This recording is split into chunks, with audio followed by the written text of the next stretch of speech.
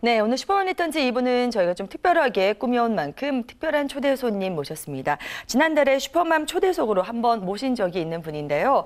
경력단절을 이겨내고 현재 부모 교육 강사로 활발하게 활동 중이신 황신아 대표님 나오셨습니다. 어서 오세요.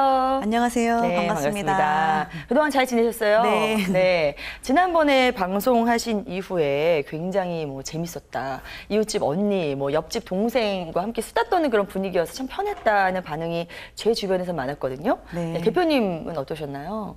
저도 제 주변에서 네네. 굉장히 표준어를 많이 사용하던 사람이 방송에 나오다가 갑자기 사투리 쓰고 억양이 이제 촌스러운 사람이 네. 나오니까 더 편안하고 그다음 내추럴했다고 좋게 표현해 주셨어요. 네. 표준어 구사는 아니셨습니다만 네, 촌스럽진 않으셨어요. 네. 대표님 다들 너무 정말 세련되시고 멋진 분이 나오셨다고 반응이 좋았는데요. 오늘도 이 황 대표님의 입담 저희가 좀 기대를 해보겠고요. 그리고 지난 시간에 이제 대표님께서 엄마 대학, 네. 부모 대학 이렇게 운영 중이시잖아요. 네. 그래서 제가 거의 신입생으로 들어오고 싶다 이런 말씀을 좀 드렸었는데 네. 이 대표님의 노하우를 좀 더 듣기 위해서 저희가 이런 특별한 시간을 오늘 준비한 만큼 저희가 오늘은 좀 다양한 주제를 가지고 이 부모 교육에 대해서 이야기를 좀 나눠보고자 합니다. 일단은 이 부모 교육이라는 개념 자체가 생소하신 분들을 위해서 이 전체를 아우를 수 있는 교육의 개념부터 좀 먼저 잡아 주시죠. 네.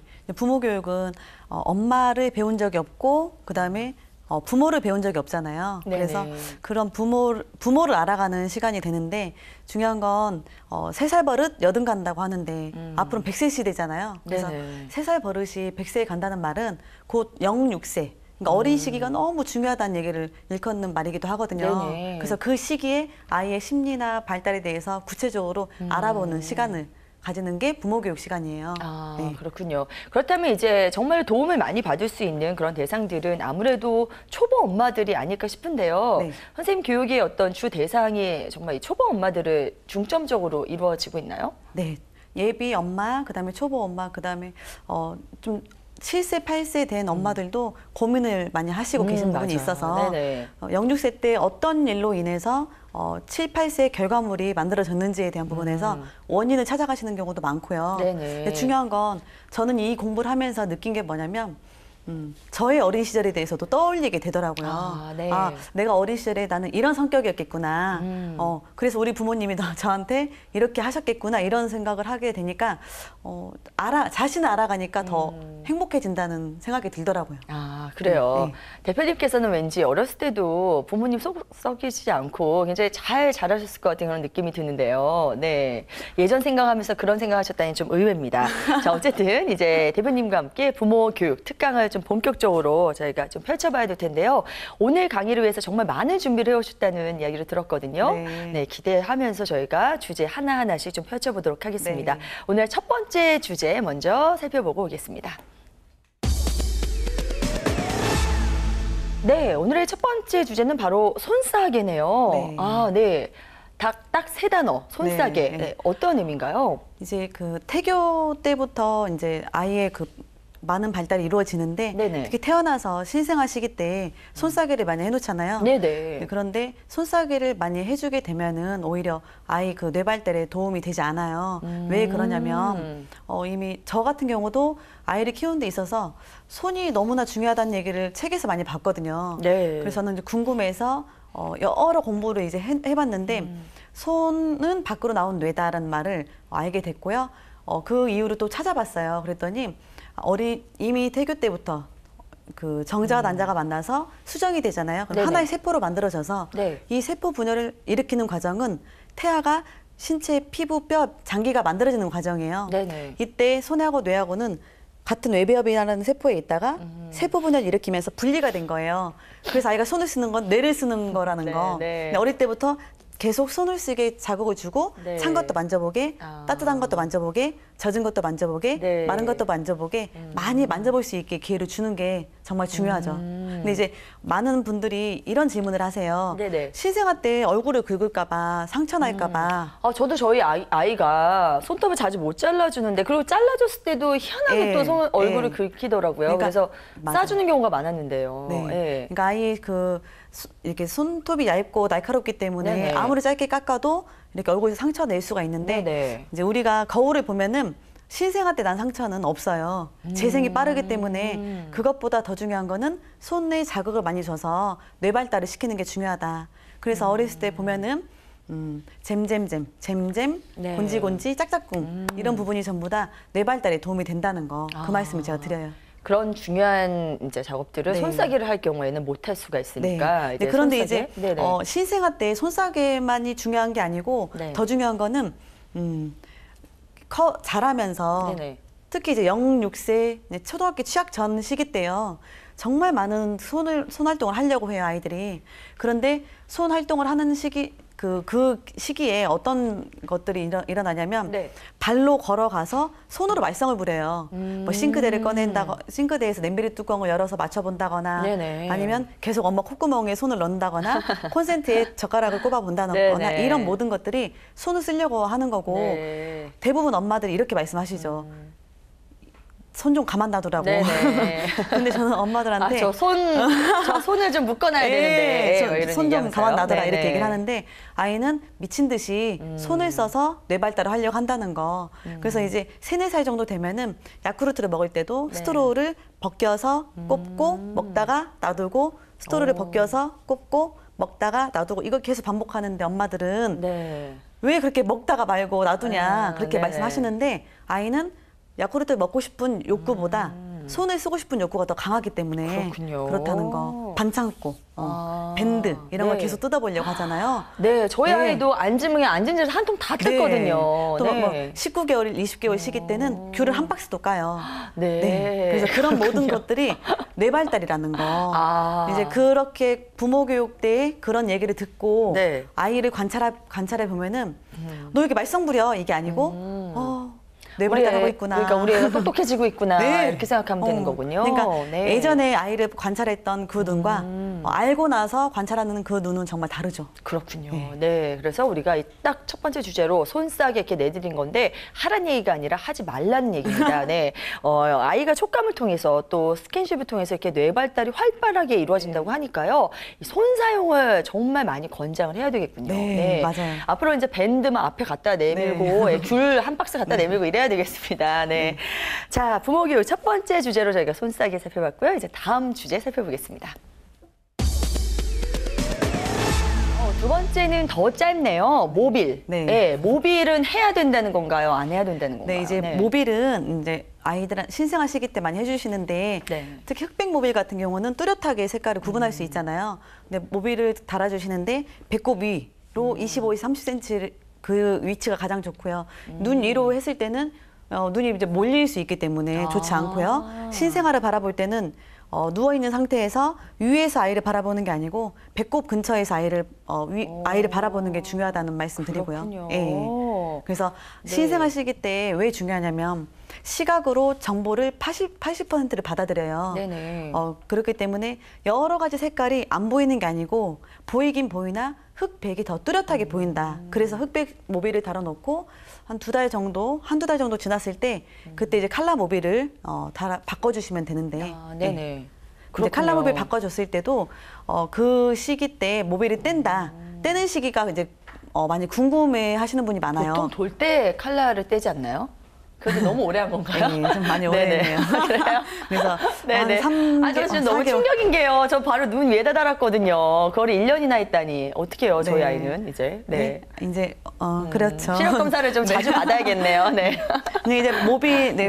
칼라 모빌을 해놨을 네. 때 한 4개월 정도, 그러니까 어느 시기 때가 떼면 좋냐면 아이의 양손이 이렇게 모이려고 하는 시기 때, 그때는 엄마 더 많은 것을 보고 싶어요. 시각으로 더 많은 정보를 얻고 싶어요. 이렇게 표현하는 시기이기 때문에 그때 칼라 모빌을 떼어서 어디 박스에 담아서 누구 조카 주지 말고 네네. 모빌을 떼어서 아이가 뒤집고 기는 시기잖아요. 네네. 그러면 옆에다가 이렇게 놔두면은 아이가 어렸을 때 아기 때부터 많이 시각으로 바라봤던 게 내 옆에 딱 주어졌을 때는 더 행복감을 느낄 수 있으니까.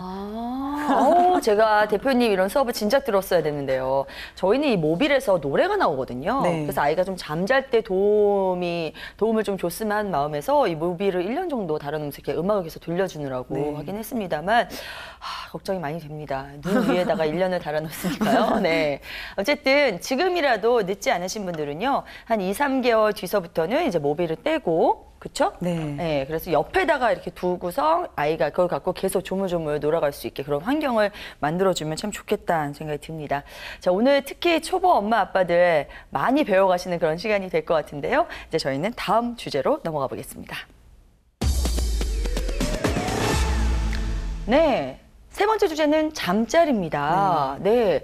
잠자리에 대해서는 저는 정말 궁금한 게 많아요. 저의 아이가 정말 잠이 예민한 네. 그런 아이여서 너무너무 힘들었거든요, 제가. 예. 네, 어떤 명쾌한 좀 해답을 네. 주시는 건가요? 네. 네. 잠자리 같은 경우는 왜 중요하냐면 신생아 때부터 아이들은 태어나는 순간에 적응을 하고 싶어 해요. 그러니까 위치나 뭐 공간, 그다음에 어떤 온도 이런 부분에 대해서 적응하고 싶은데 잠자는 공간이 내 의지와 상관없이 자주 바뀌었을 때는 아이는 굉장히 불안감을 느끼거든요. 네. 그래서 만약에 어느 날은 거실에서 재우고 어느 날은 안방에서 재우고 어느 날은 아기 방에서 재운다. 네네. 잠잘 때마다 그 위치가 자주 바뀌게 되면 아이는 굉장히 불안하다는 거. 그래요? 네.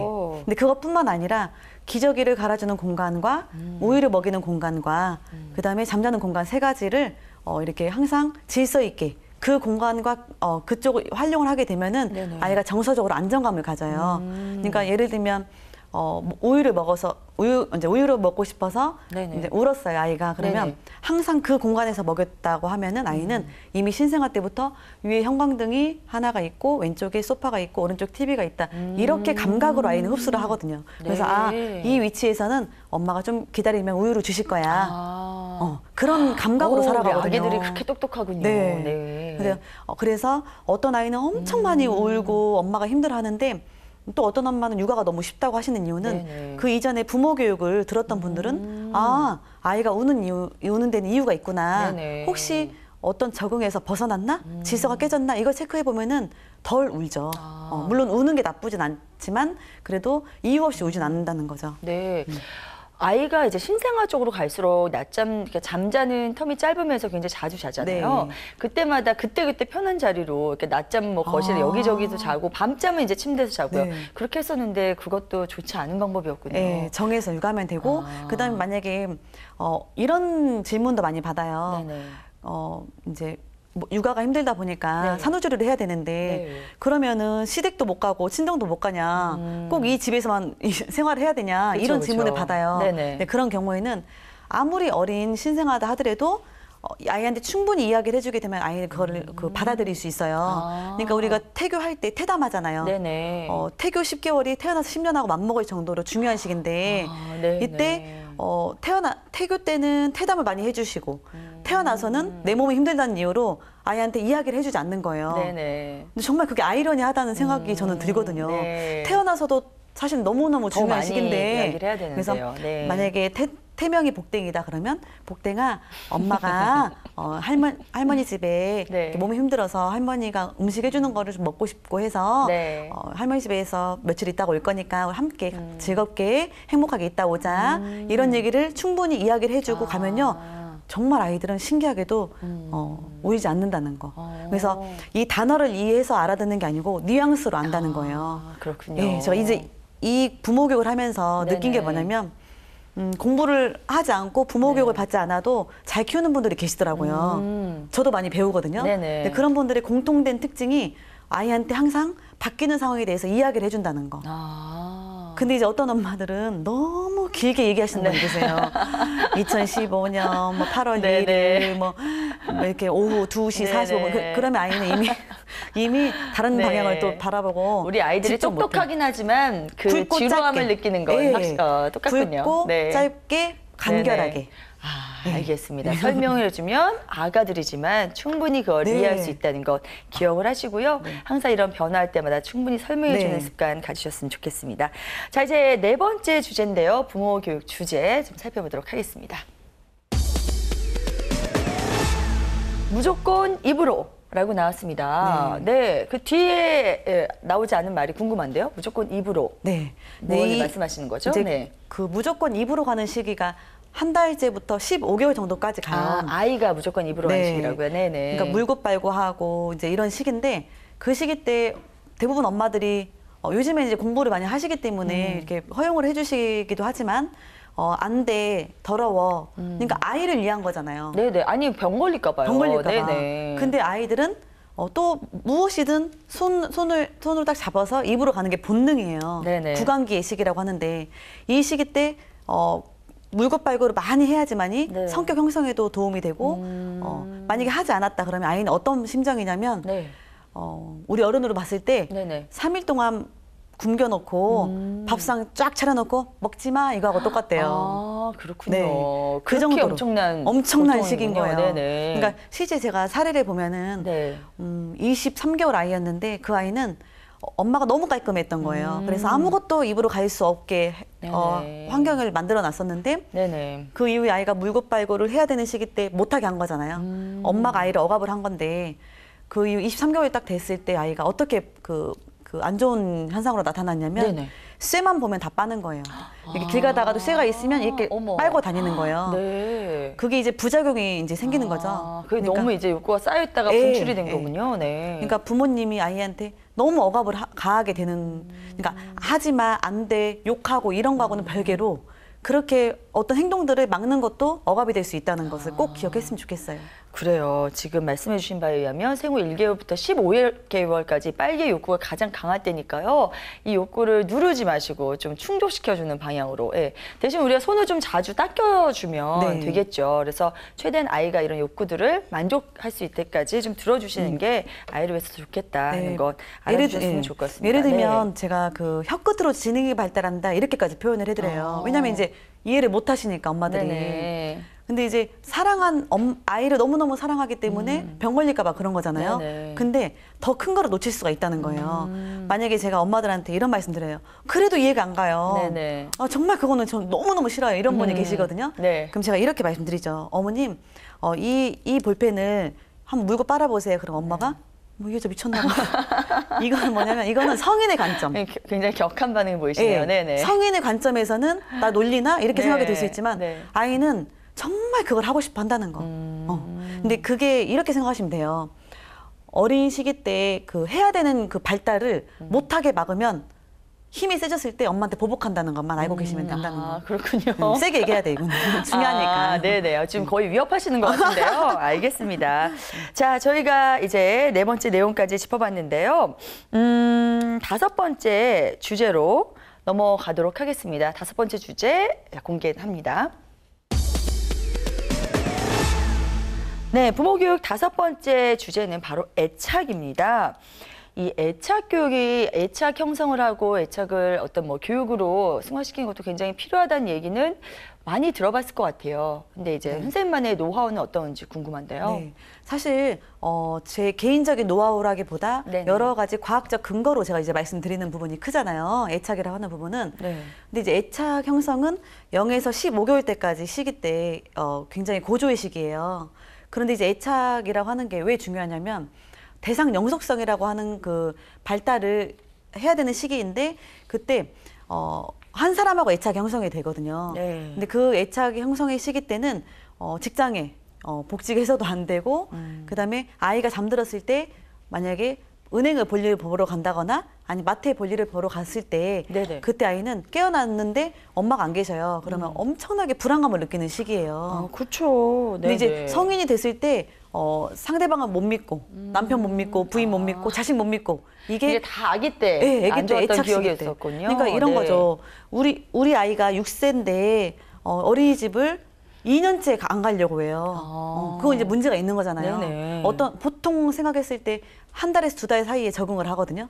그런데 이제 한 달에서 2달 정도 사이에 적응을 하는데 어떤 아이는 2년, 3년째 적응을 못하는 아이가 있어요. 네. 그런 경우에는 0에서 15개월 시기 때 엄마가 어떤 안내 없이 한 달간을 그냥 친정이나 시댁에 맡겼다거나 아니면 이렇게 해외여행을 떠났다거나 이랬을 때 아이는 애착 형성되는 어떤 그 대상이 없어져 버렸기 때문에 네네. 굉장히 불안감을 느낄 수 있고 근데 꼭 그 애착을 주로 보여줘야 되는 상대가 엄마여야 될 필요는 없는 없어요. 거죠. 엄마가 일을 하러 나갈 수도 있으니까요. 진짜 네. 중요한 말씀을 네네, 해주셨어요. 네.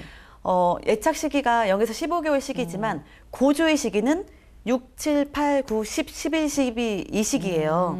고조의 시기. 네네. 그러니까 만약에 직장을 복직하실 예정이다 그러면 네. 5개월 이전. 네. 그러니까 한 5개월 이전에 딱 맡기고 복직하셔도 되고 아니면 15개월 지나서 그때 맡기시면 좋은데 중요한 건 어린이집 선생님하고 애착 형성되는 경우도 있어요. 네. 그리고 어린이집 원장님하고 형성되는 경우가 있고 할머니하고도 형성되는 경우가 있고 네네. 그러니까 전혀 문제가 없는 게 뭐냐면 애착은 반드시 엄마여야 될 이유는 없고요. 아빠여도 상관없고 어린이집 선생님여도 상관없다는 거. 그렇지만 그 시기 때는 피해 주시라는 거예요.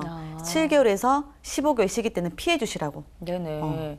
그래요. 그러면은 이제 결론을 내자면 굉장히 일관성 있는 육아가 네. 필요하다 이런 말씀이신데 제가 오늘 이렇게 말씀을 들으면서 저희 아이는 벌써 24개월이 지났거든요. 제가 참 모르고 행동했던 그런 부분들이 많지 않나 하는 생각이 듭니다. 저는 사실은 뭐 저희 아이를 주로 맡아주시는 육아를 해주시는 분이 계시고 저는 일을 하러 나가는데 틈이 날 때마다 잠깐씩이라도 이제 아이를 좀 보고 나오고 그러고 싶은 마음에서 왔다 갔다 자주 했거든요. 근데 그럴 때는 오히려 이런 게 좀 아이에게 혼란을 좀 줄 수 있었구나 하는 생각이 지금 드는데 진짜 똑똑하시다. 네. 그거를 저는 그 얘기를 안 들었는데 딱 캐치하신 네. 거잖아요. 똑똑하십니다.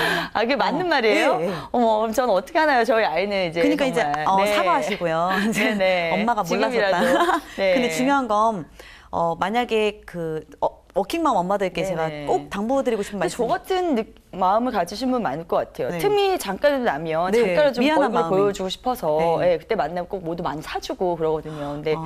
그게 잠깐씩이라면은 오히려 요 시기에는 좋지 않다는 그런 말씀이신 거죠. 네. 그러면 항상 아이가 기대하게 되죠. 우리 엄마가 오실까 안 오실까? 그런데 항상 그 적응을 하잖아요. 5시면 5시, 네. 6시면 6시 때 적응을 하게 되면은 우리 엄마는 그때 오실 거야. 네네. 이게 딱 마음 안에 질서가 잡혀 있는 건데 그것을 엄마가 깨뜨리게 되면 아이는 항상 기다리고 기대하고 그게 충족이 안 됐을 때는 이제 짜증이 나고 이런 부분이 있죠. 알겠습니다. 자, 저희가 오늘 부모 교육 저희가 특강으로 이렇게 준비를 해서 말씀을 전해드리고 있는데요. 이 세상의 모든 초보 엄마 아빠에게 정말 도움이 될 만한 시간이다 이렇게 시작을 해드렸습니다만 듣고 나니까 정말 저에게도 너무나 유익한 시간이었고 저도 참 몰랐던 부분들이 많았고 세상의 모든 부모에게 꼭 필요한 그런 교육이 아니었나 싶습니다. 오늘 이런 아쉬운 마음은 저희가 그대로 담아서 다음 시간에 저희가 한 번 더 순서를 좀 마련해 보고자 하니까요. 그 시간도 많이 기대해 주시고 함께해 주시기 바랍니다. 자, 지금까지 좋은 말씀 황신아 대표님과 함께했습니다. 고맙습니다. 고맙습니다. 네.